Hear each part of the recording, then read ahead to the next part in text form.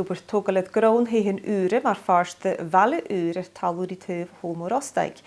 Ha luch na colaiste gamas grí galig pdíomh chanaing na coinsneoch seo an na Baile na Cille Bige. A dúil gnéid 7 diag a bhís rianad pdís réasanta a thugáil rá dhéadach na haflanna. Ha obad a doladard cúdeach ag fás ina de thugach bó dún 4 blana diag ach headagáil an na stuid chodonis nach gách lechach tíag. A barach ag alastad maclóid.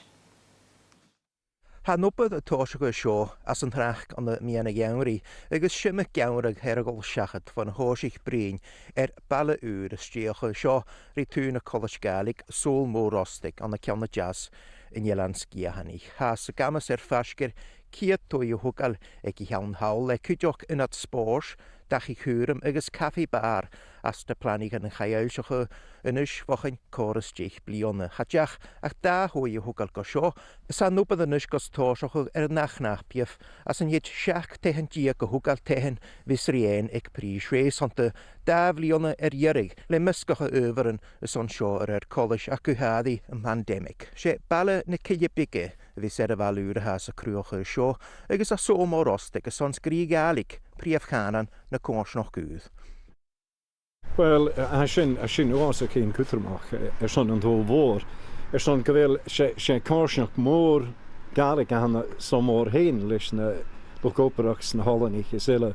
Mar sin na hamas a haar a bhí acin van na chéad amach son Cille Bige sé son go bí Baile gaelig a bhí cruacha sin.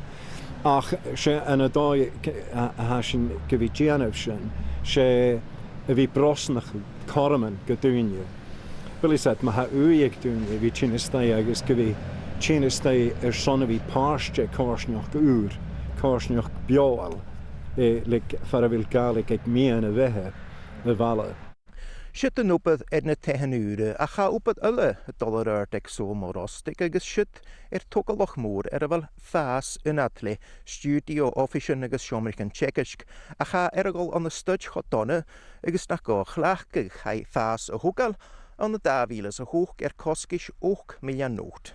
Wel, has je gopper an draaste son tulitis a harviak en leis an doglach sin a chuur kerst. Agus han dulitis het al rasken dierach fasker an lá for an osklug an doglach an 2008 ha uskere vi tjinnestei an doglach. Agus sé dierach gará drach opper vi ka jene weer garant op rivi en op kerst. Waking ri an doglach doen dierach son saveltje, wel is het wat tulitis akin va kunnerstach.